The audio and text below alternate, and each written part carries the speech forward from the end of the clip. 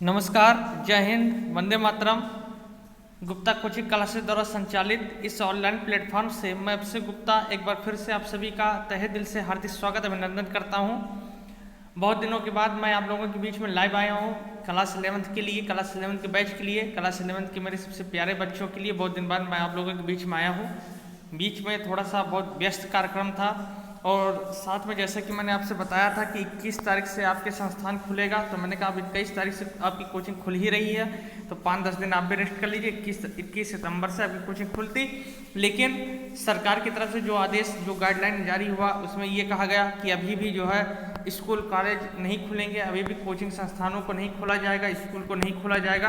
तो इस वजह से अभी आपका संस्थान, आपकी कोचिंग पुनः बंद कर दी गई आप लोगों के लिए जो है।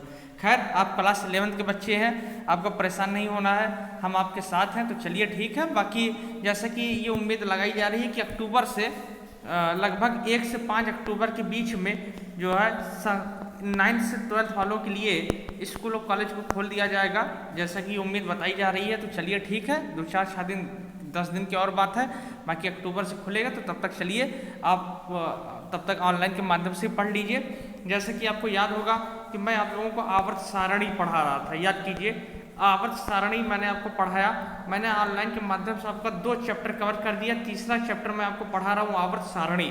ठीक, आवर्त सारणी मैं आपको पढ़ा रहा था और इस आवर्त सारणी का मैंने 2 पार्ट आपको पढ़ा दिया था अच्छे तरीके से। आज ये तीसरा पार्ट आप लोगों के बीच में मैं लेकर आया हूँ, ठीक ना। चलिए सभी को गुड आफ्टरनून, सभी को गुड आफ्टरनून भाई। चलिए जल्दी जल्दी आ जाइए सारे लोग, जल्दी आ जाइए। तब तक मैं अपना पीपीटी लगा देता हूँ। चलिए चले। तो ये तत्व का आवर्त वर्गीकरण का ये तीसरा पार्ट आज मैं आप लोगों के बीच में लेकर आया हूँ। ये तीसरा पार्ट आज आप लोगों के बीच में रहेगा, ठीक ना। 2 पार्ट तक की बातें बहुत अच्छे तरीके से, बहुत बेहतरीन तरीके से मैंने आपको बताया था और आपको सारी बातें समझ में भी आ गई होंगी। तो चलिए आज ये तीसरा पार्ट है। तो देखिए, जैसे कि दूसरे पार्ट तक मैंने आपको बताया था मेंडलीव की, अगर आप लोगों ने नोट्स बनाया होगा तो अपना नोट्स एक बार ओपन कीजिएगा। मेंडलीव की मूल आवर्त सारणी, मेंडलीव की मूल आवर्त सारणी तक की बातें मैंने आपको अच्छे तरीके से बता दी थी और उनका गुण, उनका दोष, उनका लाभ, ये सारी चीज़ें मैंने आपको अच्छे तरीके से बता दी थी। आज है मेंडलीव की संशोधित आवर्त सारणी, ठीक, या आधुनिक आवर्त नियम। तो आज बच्चों हम लोग हिंट डालेंगे आधुनिक आधुनिक आधुनिक आवर्त नियम, आधुनिक आवर्त नियम, आधुनिक आवर्त नियम तथा या मेंडलीव की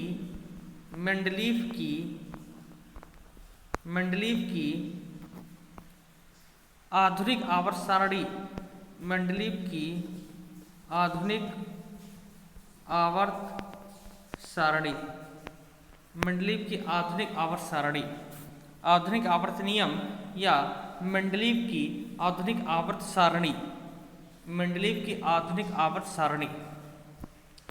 चलिए एक बार थोड़ा सा मैं आपको रिवीजन करा दूं, इसके बाद फिर मैं इस पे लेकर आता हूँ। देखिए, जो मेंडलीव की पुरानी वाली सारणी थी, मेंडलीव की कौन सी सारणी, जो पुरानी सारणी थी, उसमें याद कीजिए मैंने आपको बताया था कि किसी भी तत्वों का जो भौतिक, किसी भी तत्व का भौतिक और रासायनिक जो गुण होता है बच्चों, मैंने आपको बताया था किसी भी तत्व का भौतिक और रासायनिक गुण किसके, तो आप कहोगे सर किसी भी तत्व का भौतिक और रासायनिक गुण परमाणु भार के, किसके, परमाणु भार, किसी भी तत्व का भौतिक और रासायनिक गुण परमाणु भार के क्या होता है, तो आपने बताया था सर परमाणु भार के आवर्ती फलन होता है। मैंने आपको अच्छे से बताया था ना, ये किस में बताया था, मेंडलीव की पुरानी वाले में। मैंने आपको मेंडलीव की पुरानी आवर्त सारणी में बताया है कि किसी भी तत्व का भौतिक और रासायनिक गुण परमाणु भार के आवर्ती फलन होता है। यहाँ तक की बातें मैंने आपको अच्छे से बताई है ना। अब देखिए ये है आधुनिक आवर्त सारणी। ये कौन सी सारणी है बताइए, ये है आधुनिक, कौन सी, आधुनिक आवर्त सारणी। अब देखिए इसके बारे में पहले थोड़ा सा इतिहास सुनिए पहले आप, इसके बाद इसके बारे में आपको बताते हैं। देखिए मैंने आपको समस्थानिक और समभारिक भी अच्छे से पढ़ाया है पहले ही चैप्टर में। समस्थानिक और समभारिक। मैंने आपको पढ़ाया ना, समस्थानिक और समभारिक, मैंने आपको अच्छे से पढ़ाया है, याद कीजिए आप। जब समस्थानिक और समभारिक की खोज हो गई थी, समस्थानिक और समभारिक की खोज होने के बाद, ध्यान समझेंगे, समस्थानिक और समभारिक की जब खोज हो गई थी, इसके बाद एक वैज्ञानिक थे जिनका नाम था मोजले। जिनका क्या नाम था बताइए? मोजले। जब समस्थानिक और समभारिक की खोज हो गई थी तो एक वैज्ञानिक थे जिनका नाम था मोजले, और मोजले ने बताया, ध्यान समझिएगा, मोजले ने यह बताया कि किसी भी तत्व का, यानी किसी भी तत्व का जो मूल आधार होता है, यानी कोई किसी भी तत्व के भौतिक और रासायनिक गुण जो होते हैं, ध्यान समझिएगा, किसी भी तत्व के भौतिक और रासायनिक गुण, किसी भी तत्व के भौतिक और रासायनिक गुण जो होते हैं वो परमाणु भार के, वो परमाणु क्रमांक के, किसके? परमाणु क्रमांक के आवर्ती फलन होते हैं। किसके आवर्ती फलन होते हैं? वो परमाणु क्रमांक के आवर्ती फलन होते हैं, ना कि परमाणु भार के, ना कि परमाणु भार के। आया समझ में? यानी आधुनिक वाले में आप क्या कहोगे? जैसे पुरानी वाले में आप कहते थे कि तत्वों के भौतिक और रासायनिक गुण परमाणु भार के होते हैं, लेकिन यहाँ पे क्या कहेंगे? यहाँ पे कहेंगे कि किसी भी तत्व का भौतिक और रासायनिक जो गुण होता है वो परमाणु क्रमांक के आवर्ती फलन होता है, वो परमाणु क्रमांक के आवर्ती फलन होता है। बात समझ में आया? कुछ बातें समझ में आ रही है ना? तो आप क्या बताओगे इसमें? आपको लिखना है कि समस्थानिक और समभारिक की खोज के बाद, ध्यान समझिएगा, समस्थानिक और समभारिक, समस्थानिक और समभारिक के खोज के बाद कौन?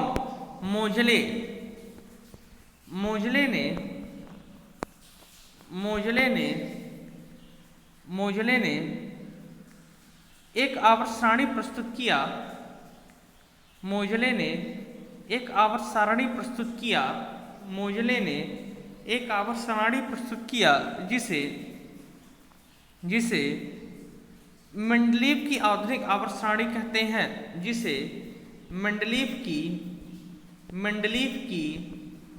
आधुनिक आवर्त सारणी कहते हैं। मेंडलीव की आधुनिक आवर्त सारणी कहते हैं। इसके अनुसार किसी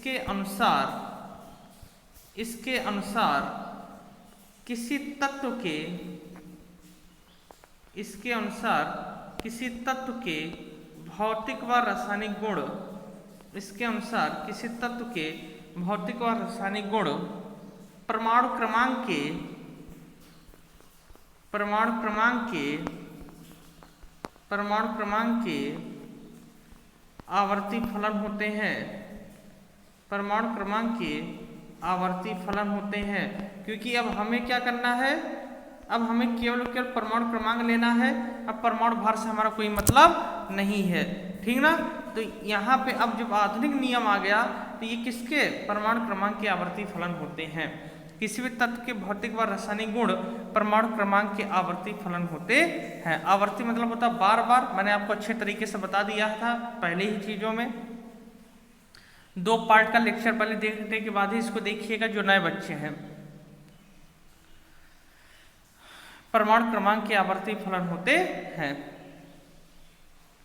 ये मेंडलीव की आधुनिक आवर्त सारणी है, ये आधुनिक आवर्त नियम है।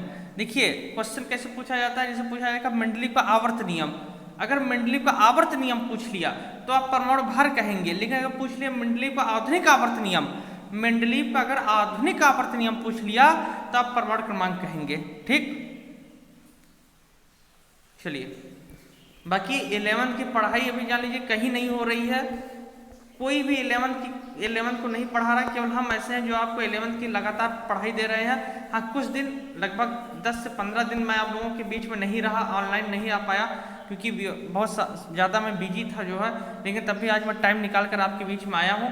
और चूंकि मुझे ये पता था कि 21 सितंबर से खुल रहा है आपका इस कोचिंग जो है, तो मैंने कहा कि अब यार 10-12 दिन की बात है, थोड़ा सा आप भी रेस्ट कर लो, 21 सितंबर से कोचिंग में ही मुलाकात होगी। लेकिन खैर अभी नहीं खुला तो कोई बात नहीं, अक्टूबर से खुलेगा। तब तक आज मैं आप लोगों के बीच में लाइव आया हूँ। थोड़ा सा आप पढ़ लीजिए, जो दिमाग में जंग लग गया था फिर से थोड़ा सा एक्टिव हो जाइए, ठीक ना? बाकी अक्टूबर से आपका संस्थान खुलेगा, जहाँ तक उम्मीद है सरकार की तरफ से कि अक्टूबर से आपका संस्थान खुलेगा और संस्थान अच्छे वे में चलेगा आप लोगों के लिए, क्योंकि आप 11th के बच्चे हैं, हमारे सबसे पुराने बच्चे आप हैं, 10th के आप बच्चे हो जो 11th में आए हो जो है, और फिजिक्स केमिस्ट्री साथ में जो है मैंने आपको बताया भी था मैथ, और मैथ के साथ बायो वाले जो बच्चे हैं बायो, ठीक ना।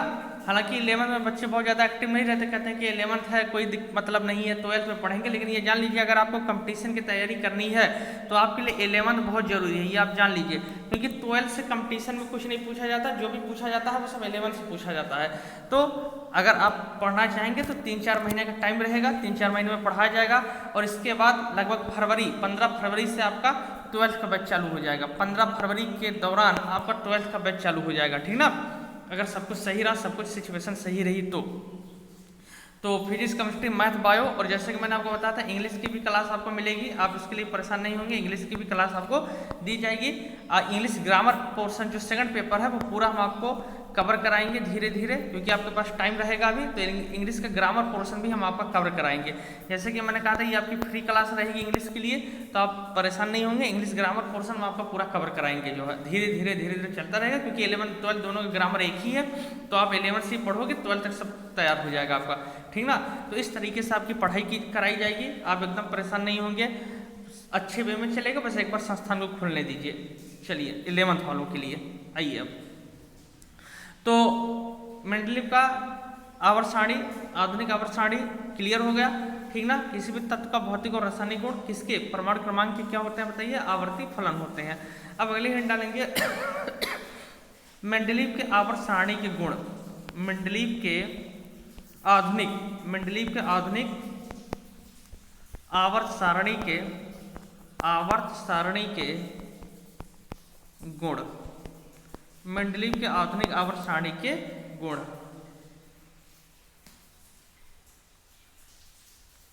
चलिए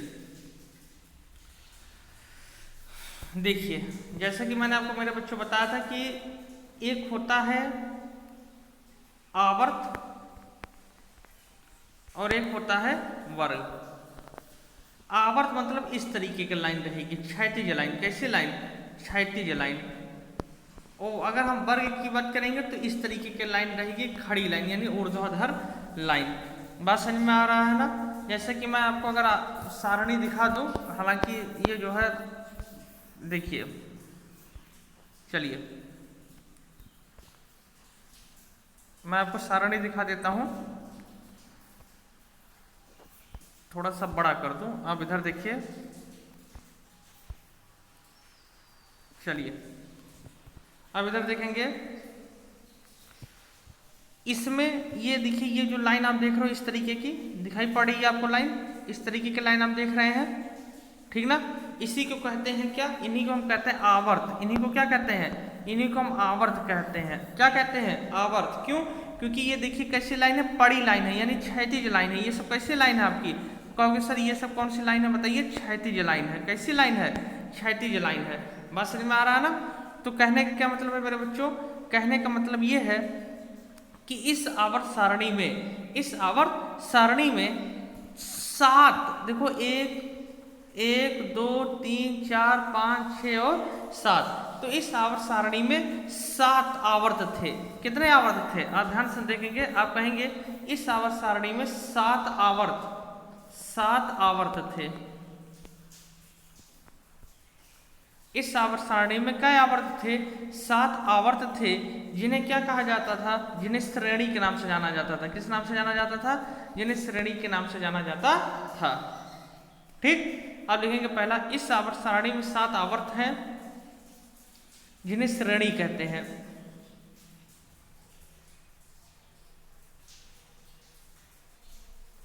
जिन्हें श्रेणी कहते हैं।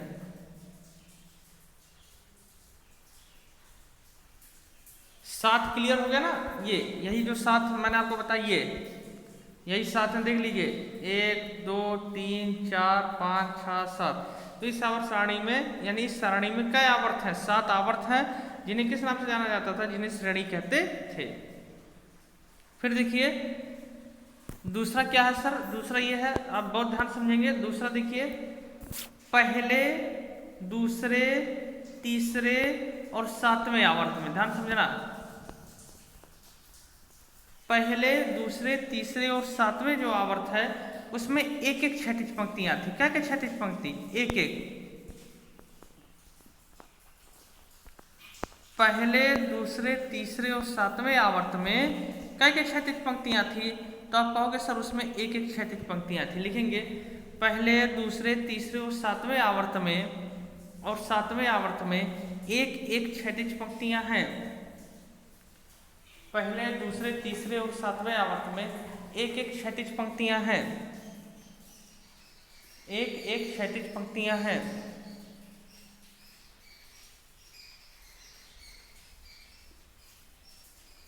सात आवर्त है ना, पहला, दूसरा, तीसरा, 7वां हो गया। अभी 3 बचे नहीं बचे हैं?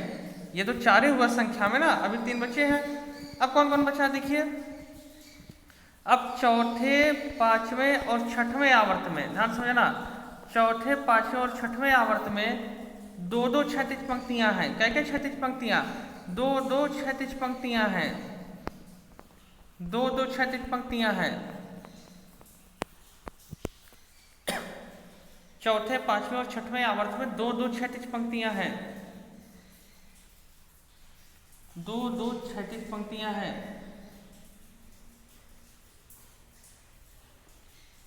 क्या क्या क्षैतिज पंक्तियां? आप लोगों सब दो दो क्षैतिज पंक्तियां हैं।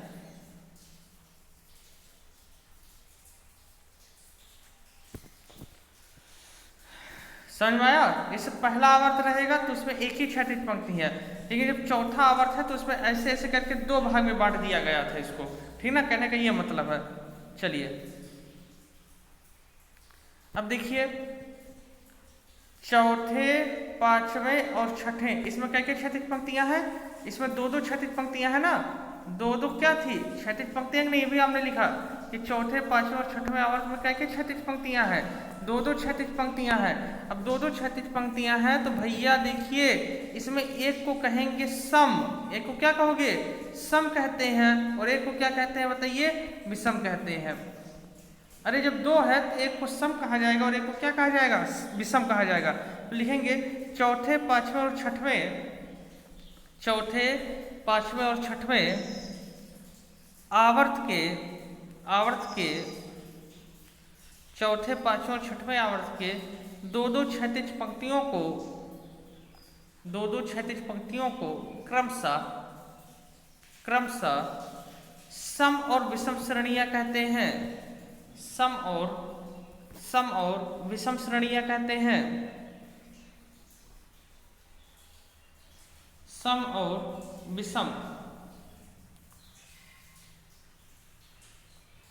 और विषम श्रेणियां कहते हैं। बातें समझ में आ रही है ना?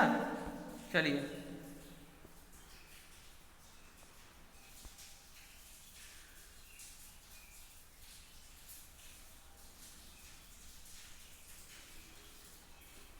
अब आइए आगे देखते हैं।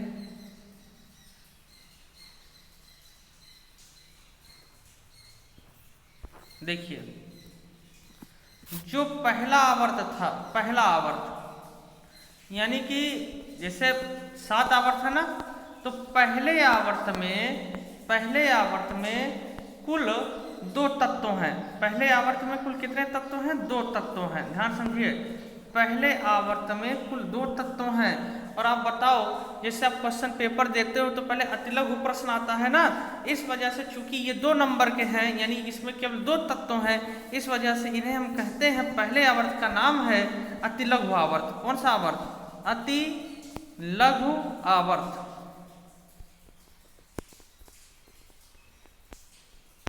कहने का मतलब है कि पहले आवर्त में तत्वों की संख्या 2 है, इस वजह से इन्हें हम अतिलघु आवर्त कहते हैं। पहले आवर्त में कुल 2 तत्व हैं, इस कारण से इन्हें अतिलघु आवर्त कहते हैं।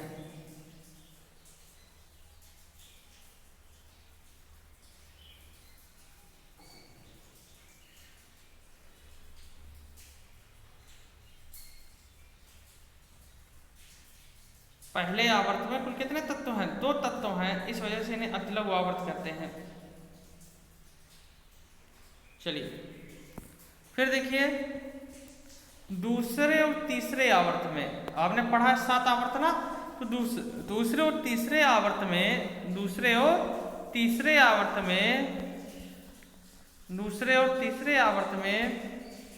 कुल 8 तत्व हैं, यानी 8 तत्व दूसरे में है और 8 तत्व किसमें है, तीसरे में है, यानी दूसरे और तीसरे आवर्त में कुल 8 तत्व हैं। इस वजह से इनका नाम है लघु आवर्त। इन्हें क्या कहते हैं बताइए, इसलिए इन्हें लघु आवर्त कहते हैं, क्योंकि लघु के बाद लघु आता है ना। आप क्वेश्चन देते हो पहले 2 नंबर फिर 5 नंबर आता नहीं आता, तो इस वजह से इन्हें लघु आवर्त कहते हैं। अब लिखेंगे दूसरे और तीसरे आवर्त में कुल 8 तत्व हैं, इस वजह से इन्हें लघु आवर्त कहते हैं।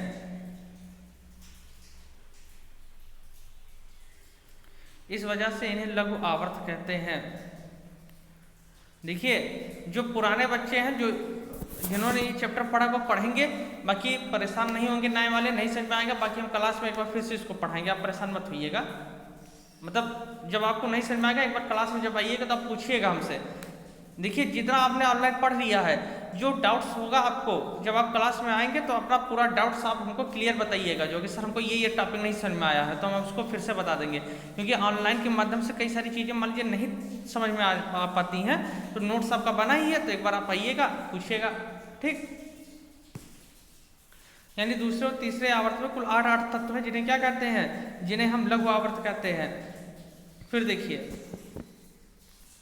चौथे और पांचवा, क्योंकि 7 आवर्त है ना, अब चौथे और पांचवें आवर्त में कुल 18 तत्व हैं। देखिए तत्वों की संख्या बढ़ गई, यानी नंबर बढ़ गया। जब नंबर बढ़ गया यानी क्वेश्चन भी बढ़ गया कि नहीं, लंबा हो गया। तो चौथे और पांचवें आवर्त में कुल 18 तत्व हैं। इस वजह से इन्हें हम क्या कहते हैं, इस वजह से इन्हें दीर्घ आवर्त कहा जाता है। इस वजह से इन्हें हम क्या कहते हैं बताइए, दीर्घ आवर्त कहते हैं। ये सारी चीजें मैंने आपको हाई स्कूल में पढ़ाई थी, अगर याद हो, हाई स्कूल के नोट्स अगर आपने रखा है, जो बच्चे हाई स्कूल में हमसे पढ़े होंगे उन्हें पता होगा, ये सारी चीजें मैंने आपको हाई स्कूल में ही बता दी थी। और मैंने आपसे कहा था जब आप इंटर में आओगे तो सब कुछ आपको मिलेगा, तो देखिए मिल रहा है। तो अगर हाई स्कूल में पढ़े होगे कोई दिक्कत ही नहीं होगी आपको, खाली एक बार आपको समझना है बस। चौथे और पांचवें आवर्त में कुल 18 तत्व हैं, इस वजह से हम क्या कहते हैं, इस वजह से हम दीर्घ आवर्त कहते हैं।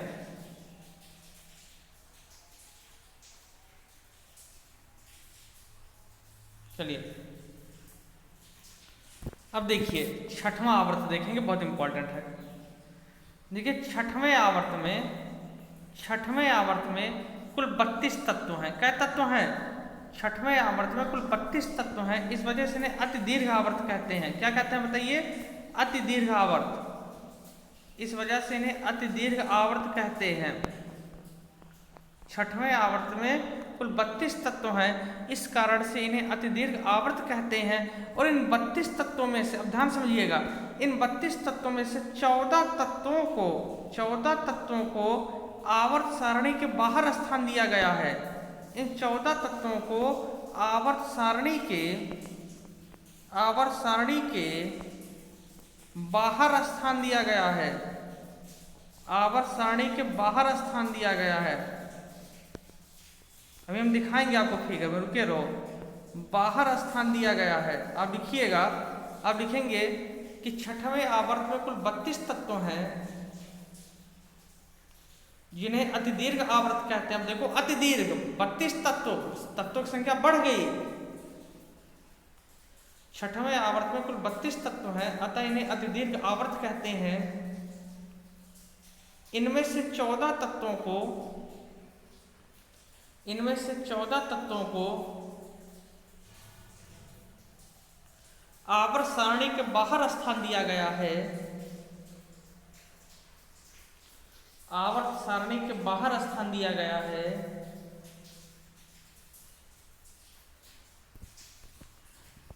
जिन्हें लैंथेनाइड कहते हैं। जिन्हें लैंथेनाइड्स कहते हैं। अभी हम आपको दिखा रहे हैं, जिन्हें लैंथेनाइड्स कहते हैं।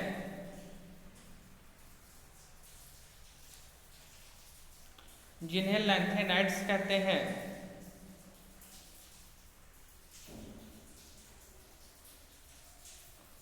ये 14 तत्व परमाणु क्रमांक 58 से लेकर, ये 14 तत्व परमाणु क्रमांक 58 से लेकर परमाणु क्रमांक 71 तक है। ये 14 तत्व परमाणु क्रमांक 58 से लेकर परमाणु क्रमांक 71 तक है।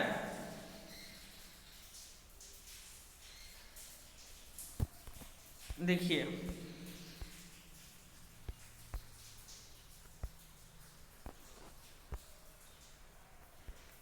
मैं पहले थोड़ा सा बड़ा कर दूं, फिर आप देखिए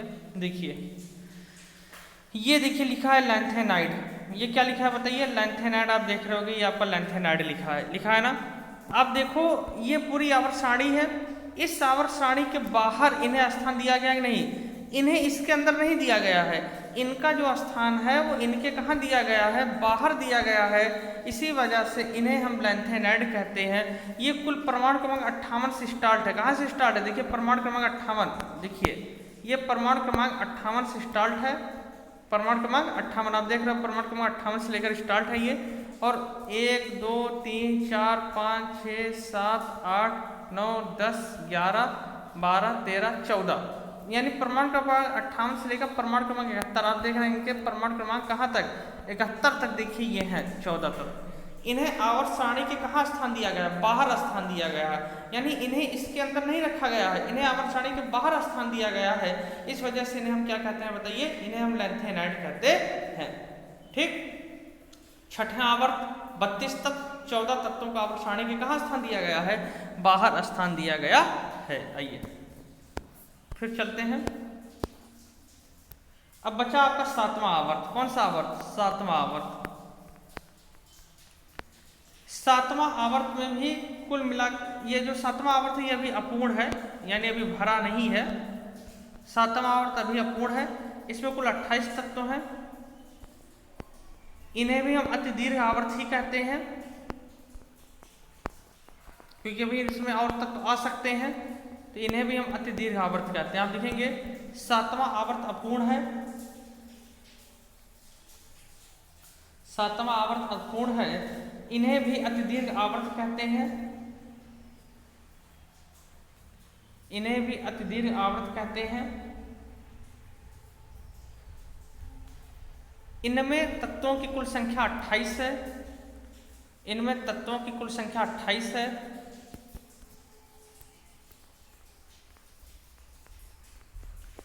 देखिए इनमें भी जो 28 तत्व हैं, इनमें से 14 तत्वों को इनको भी आवर्त सारणी के बाहर स्थान दिया गया है।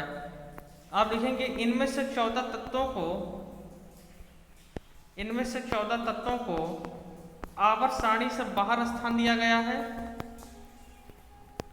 आवर्त सारणी से बाहर स्थान दिया गया है। आवर्त सारणी से बाहर स्थान दिया गया है। जिन्हें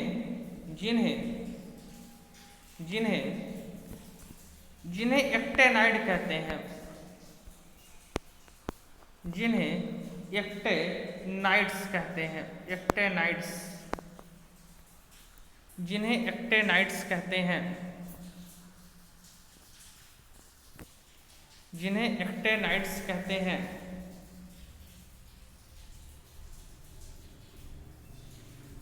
ये परमाणु क्रमांक 90 से लेकर परमाणु क्रमांक 103 तक है। ये परमाणु क्रमांक 90 से लेकर परमाणु क्रमांक 103 तक है। और कुल 14 तत्व ये भी है जिन्हें आवर्त सारणी के बाहर स्थान दिया गया है। अभी मैं आपको दिखा रहा हूं, देखिए आप इधर, ये देखिए,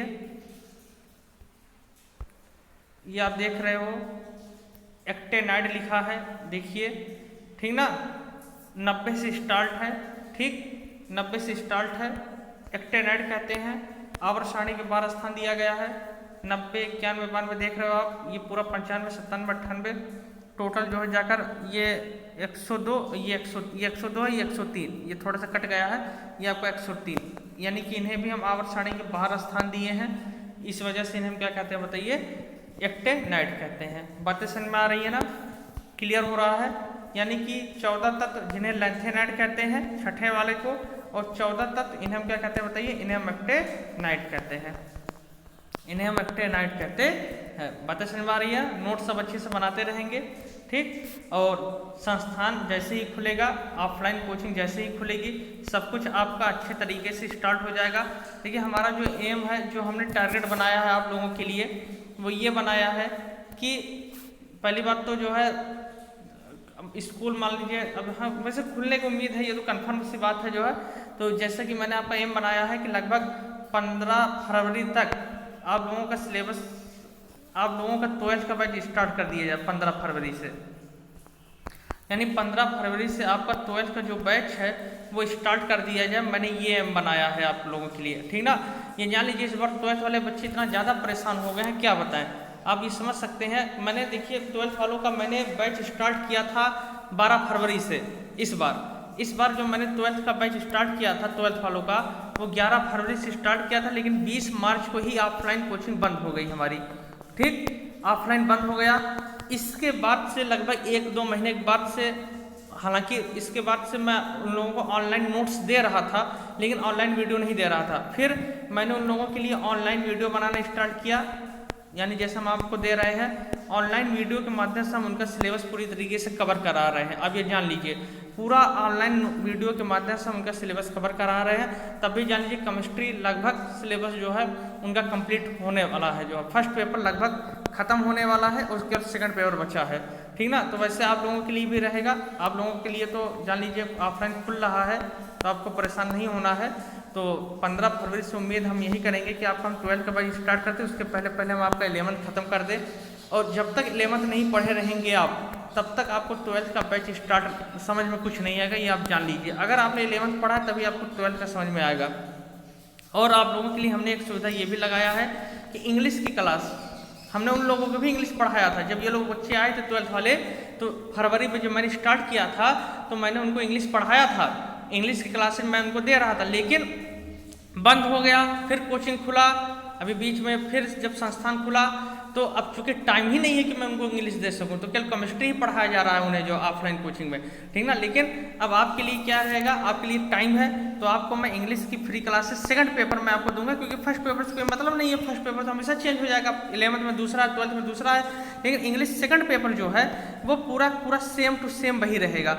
11th 12th दोनों का एक ही सिलेबस है, तो इंग्लिश के हम आपको धीरे धीरे पूरा सेकंड पेपर तैयार कराते रहेंगे। लगभग 1 साल में कवर हो जाएगा आपका 11th से लेकर 12th तक। अगर अक्टूबर से स्टार्ट करेंगे, अक्टूबर 20 से अक्टूबर 21 तक सब खत्म हो जाएगा सेकंड पेपर, या मेरा वादा रखिए जो है, ठीक ना।